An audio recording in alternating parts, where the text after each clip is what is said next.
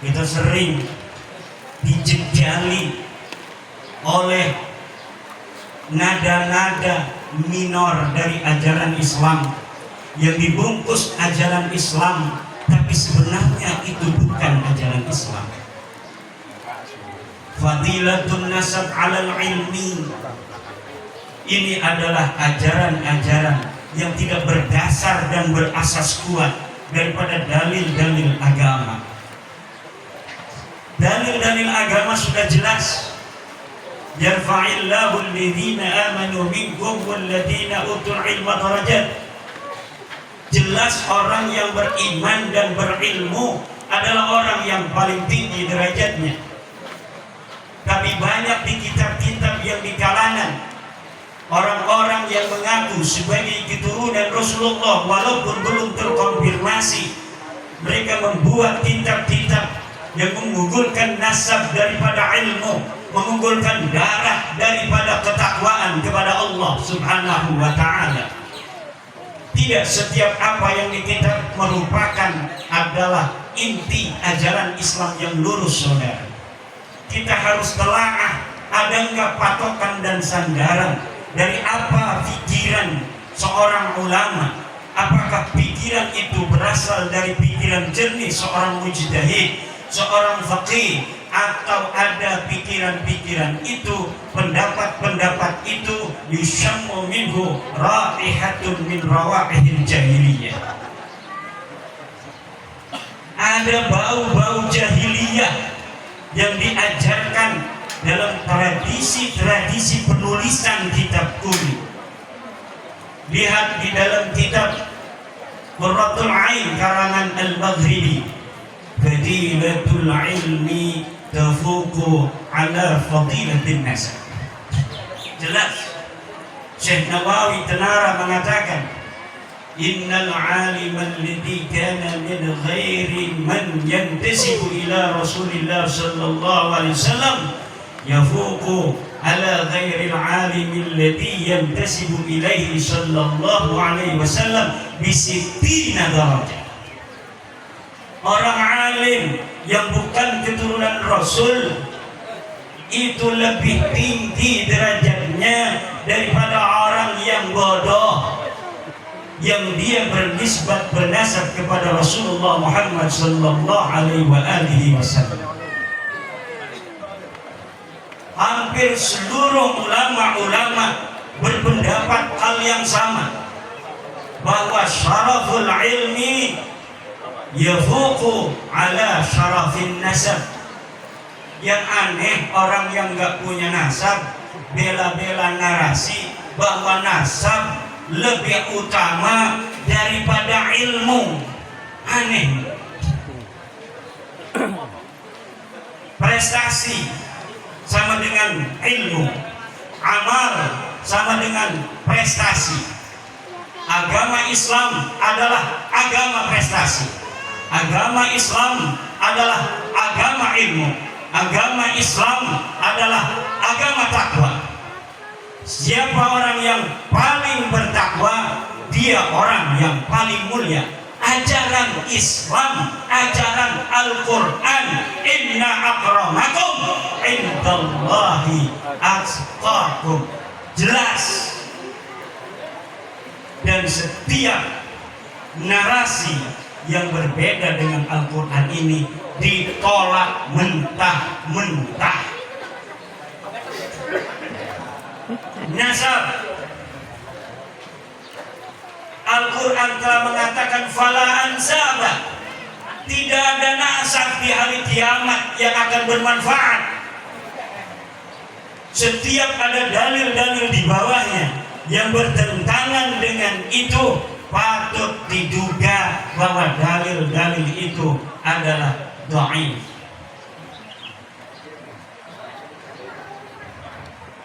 Dan ini yang harus dikembangkan di tengah-tengah bangsa Indonesia ini. Bangsa yang telah kita sepakati bersama untuk kita hidup dari suku Sunda, Betawi, Jawa, Sasak, Batak, Madura, Kalimantan yang pakai Dayak itu namanya, Papua, semuanya kita saudara. Dan ternyata setelah hasil tes DNA dari orang-orang Papua, orang-orang NTT, orang-orang Sunda, orang-orang Jawa dan Dayak, walaupun dari sisi kulit berbeda saudara, tes DNA-nya dinyatakan dari satu leluhur yang sama.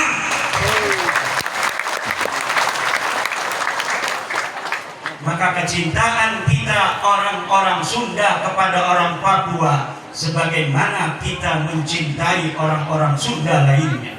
Karena orang Papua dan orang Sunda adalah satu, yaitu bangsa Indonesia, dan ternyata tes DNA-nya sama dengan kita. Kelihatannya orang Dayak dengan kita berbeda. Lihat hasil tes DNA yang telah dikeluarkan oleh badan yang menanganinya, dan kita bisa akses di internet bahwa orang Dayak, orang Papua, orang Maluku, orang Sunda, orang Jawa dan orang Batak, nilai hasil tes DNA-nya sama dari leluhur yang tidak berbeda. Dan ini yang harus kita jadikan sebuah perekat. Kita boleh berbeda dalam agama, kita boleh berbeda dari sisi bahasa, kita boleh berbeda dari sisi kebiasaan, tradisi kemasyarakatan, tapi kita diikat oleh nilai-nilai keindonesiaan yang sama. Kita harus bersatu, berdaulat, adil dan makmur. Merdeka, bersatu, berdaulat, adil dan makmur. Apa dulu yang disebutkan oleh the founding father? Merdeka dulu, habis merdeka baru bersatu. Setelah merdeka bersatu baru berdaulat, adil dan makmur. Buat apa kita adil dan makmur kalau tidak berdaulat? Dulu di Kresek, di kampung saya, kata nenek-nenek, zaman sekarang sama zaman Belanda, kalau lihat dari sisi pertanian mending zaman Belanda. Irigasi pada jalan semua zaman Belanda. Zaman sekarang irigasi dibiarin gak ada airnya. Tapi bukan itu yang membuat kita bangga, yaitu bahwa kita tidak berada di bawah kekuasaan orang asing. Beras di masa zaman Belanda Karawang dengan zaman sekarang penghasilannya lebih besar zaman Belanda, saudara-saudara. Tapi kita waktu itu adil dan makmur, subur, banyak kekayaan, tapi kita terjajah. Kita tidak punya kebanggaan, kita tidak punya rasa kemuliaan. Kenapa? Karena yang jadi pemimpin dilihat bukan seperti warna kulit kita, DNA-nya berbeda. Dia orang Eropa, kita orang Indonesia. Agamanya juga berbeda, tradisinya juga berbeda. Maka seluruh bangsa Indonesia, walau banyak beras, walau banyak gula, dalam hatinya menginginkan bagaimana dirinya, bangsanya bisa merdeka dari para penjajah. Walau mereka tidak berdaya, muncul para pahlawan-pahlawan yang berdaya. Muncullah Pangeran Diponegoro, muncullah Imam Bonjol, muncullah Kiai Haji Zainal Mustafa dari Tasikmalaya, muncullah Kiai Haji Asnawi dari Caringin. Zaman-zaman itu orang-orang yang mau bicara tentang merdeka resikonya mati, saudara. Maka keberanian itu sebenarnya bisa ditunjukkan dalam keadaan-keadaan seperti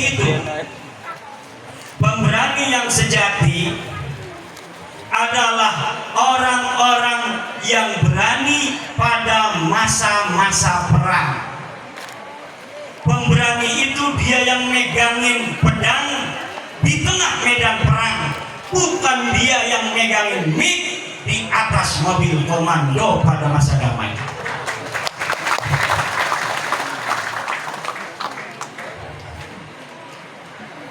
Ada orang ngajak-ngajak perang, megangin mic, teriak-teriak, siap perang, siap, siap perang, siap. Ya perang sama siapa? Kita kagak ada musuhnya, betul? Perang sama siapa? Perang sama polisi, bugot ente. Perang sama tentara. Anda mau memberontak negeri, nggak ada penjajah, kita aman-aman saja. Ngadain acara pada suka hari ini aman tentram, betul nggak? Malam kemarin saya ceramah ditolak, menolak Imaduddin, pemecah belah umat. Saya datang aja ngapain? Coba mana? Kagak ada yang ngomong. Kita sudah bisa ukur, saudara, keberanian orang-orang yang hari ini ada di Indonesia. Orang-orang yang hari ini ada di Indonesia, yang berani siapa? Yang berani adalah mereka, orang-orang Indonesia yang leluhur mereka ada di Surabaya pada tanggal 10 November 1945. Mereka bilang mereka pemberani. Hei, kamu dan keluargamu ketika 1926 rakyat Banten perang, kamu dan keluargamu ada di mana? Ketika 1888 Cilegon perang, ente dan keluarga ente ngumpet di mana? Ketika 1825 perang Jawa, ente dan keluarga ente ada di mana? Ane cari kagak ada. Ketika Banten dan POC 1750 perang, acak-acakan kunciran, hangus rata itu Karawaci. Caringin hancur lebur. Kita ingin mengusir para penjajah di bumi Banten dan DKI Jakarta. Kita perang, leluhur kita mati. Ente sama keluarga ente ada di mana? 1654 perang Cisadane. Dengan gaya manuk dadali, tentara Kesultanan Banten mengusir penjajah VOC, merebut Cipondo, merebut Kunciran, merebut Sudimara, merebut Pinang, agar kembali berada di bawah kekuasaan Kesultanan Banten, anak negeri sendiri. Ketika itu ente dan keluarga ente ada di mana?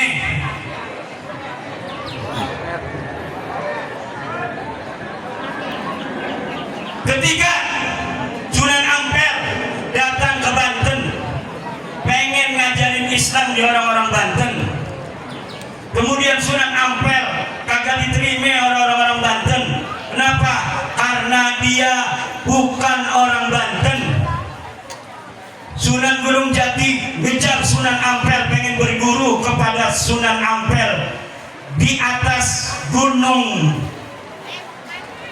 apa namanya yang ada di Banten ini? Gunung Santri. Sunan Ampel di Gunung Santri ngajarin santri. Orang-orang nggak ada yang mau masuk Islam. Sunan Gunung Jati mendengar Sunan Ampel ada di Banten, dia kejar dari Cirebon. Ternyata Sunan Ampel sudah pulang ke Surabaya. Akhirnya Sunan Gunung Jati kejar ke Surabaya, mondok di Surabaya, lalu belajar agama Sunan Gunung Jati pada Sunan Ampel. Ketika itu, ketika Sunan Ampel dengan susah payah menyebarkan agama Islam di Banten, ente dan keluarga ente ada di mana? Kemudian kata Sunan Gunung Jati, kata Sunan Ampel, wahai Gunung Jati, kalau kamu mau menyebarkan agama Islam di Banten, kamu diterima di Cirebon, wajar, kamu punya ibu orang Cirebon. Tapi kalau kamu ngajarin agama Islam di Banten, gua bakal diterima. Saya pengalaman di Banten nggak ada orang berbondong-bondong mau masuk Islam, karena yang nyebarin saya bukan orang Banten. Terus gimana? Wahai guru, saya harus nyebarin Islam di Banten. Ente wirid hijib maghrobi, cewek cantik orang Banten, ambil jadi gen istri. Akhirnya ada cewek cantiknya kau Banten.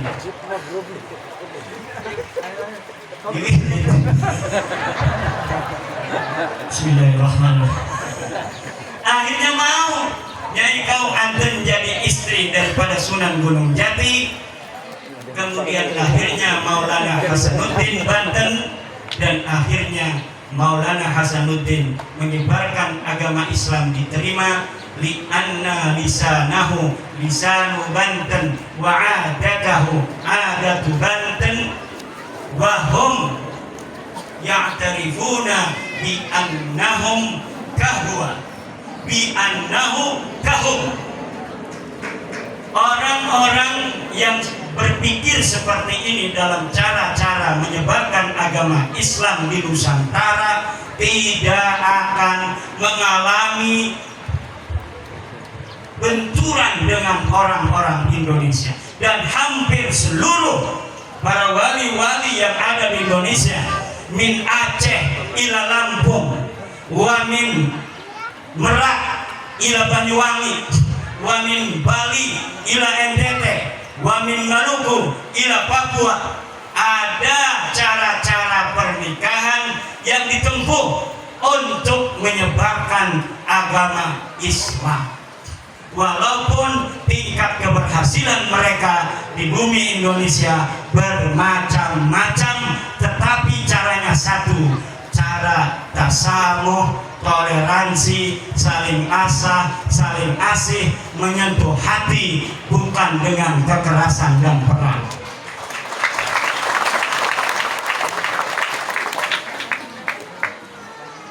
Ini ada orang yang kekerasan, memperlihatkan keberanian di tengah-tengah keheningan. Orang lagi damai, dia, saya paling berani, kita siap perang, takbir, Allahu Akbar. Kata polisi, saya juga Allahu Akbar. Mau perang dengan saya, ini Allahu Akbar, itu Allahu Akbar, sami Allahu liman hamidah. Giliran zaman perang kagak ada di sejarah, gimana urusannya? Kita baca-baca, ini ada kagak yang mati di medan perang? Ada enggak nih dari suhada 10 November? Kagak ada. Ada enggak di 1888 perang Cilegon? Kagak ada. Yang ada fatwa bahwa yang berontak pada orang kafir Belanda itu adalah orang yang melawan ajaran agama. Nah, saya ingat kisah Bani Israel kepada Nabi Musa ngajak perang. Hei Nabi Musa, ayo kita perang, kita kalahkan orang-orang Palestina. Takbir, Allahu Akbar. Giliran datang kewajiban perang kepada Nabi Musa, diumumkan pada Nabi Musa, wahai Bani Israel, betul seperti yang kalian inginkan, sekarang sudah datang perintah berjihad melawan orang-orang yang memusuhi kita Bani Israel. Besok kita akan perang. Siap. Diem aja. Itu yang takbir kemarin kagak ada yang mongol. Yang ada apa yang mereka katakan, fadhhab anta wa rabbuka faqatila inna huna qa'idun. Hai Musa, kamu aja yang pergi sama Tuhanmu. Peranglah kamu dengan Tuhanmu. Kami di sini duduk enak-enakan. Itu orang Bani Israel, orang yang Yahudi. Bapak Yahudi itu dimujib begitu. Satu ciri-ciri Yahudi, kalau lagi masa damai ngajakin lagi perang kagak mau dia. Ngapain gua katanya mati nanti. Paling takut orang Yahudi pada kematian, saudara. Orang Yahudi paling takut mati. Itu ciri Yahudi pertama. Penakut tapi sok berani di masa-masa damai. Kalau masa perang datang, ngumpet di bawah rok istrinya. Buktinya mana? Buktinya kagak ada satupun keluarga mereka masuk dalam syuhada Indonesia.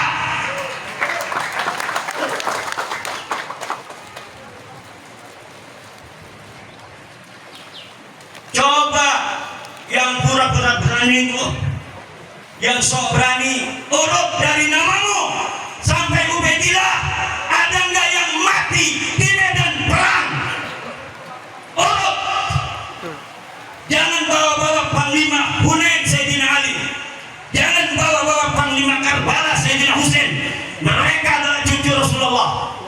Tapi urut dari Ubaidillah sampai namamu, ada tidak yang mati di medan perang? Saya berani untuk bertaruh, tidak ada di antara nama itu sampai mereka yang mati di medan perang untuk membela agama Allah. Muhammad.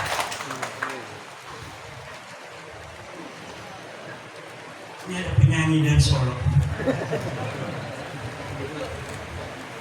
reinkarnasi. Yang kedua, adat-adat orang Yahudi itu tafakhur bil ansab. Apa? Tafakhur, membangga-banggakan nasab. Ini adalah kelakuan orang-orang Yahudi. Mereka menganggap dirinya asy-sya'bul mukhtar, suku bangsa yang terpilih. Inna nadhi'ab wa ghairuna qati'un minal ghanam. Kami adalah serigala, selain kami adalah seiris daging kambing saja. Bukan kambing, seiris daging kambing. Makanya mereka tidak mau orang Yahudi menikahkan anak-anak perempuan mereka dengan laki-laki yang bukan Yahudi. Ini ciri-ciri ketiga Yahudi. Tidak akan menikahkan anak perempuan mereka orang Yahudi itu kepada laki-laki yang bukan Yahudi. Ciri-ciri selanjutnya Yahudi apa? Ciri-ciri selanjutnya Yahudi, orang Yahudi kalau manggil orang bukan Yahudi ada panggilan khusus. Orang Yahudi disebut jamaah Yahudi, bukan Yahudi disebut ummi. Makanya Rasulullah disebut an-nabiyul ummi, nabi yang bukan Yahudi. Bab apa ini? Bab tajawuz.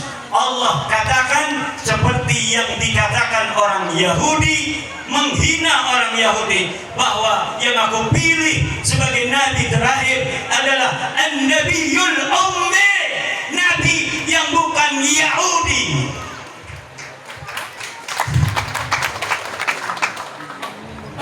Dan orang-orang yang memanggil selain keluarganya dengan sebutan khusus dicurigai ada gen-gen Yahudi di sana.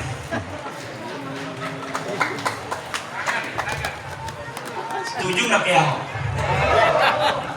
Siap? Sepanglima Dakil kagak berani.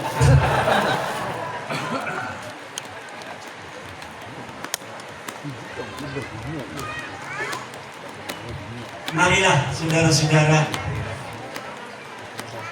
para santri-santri pada suka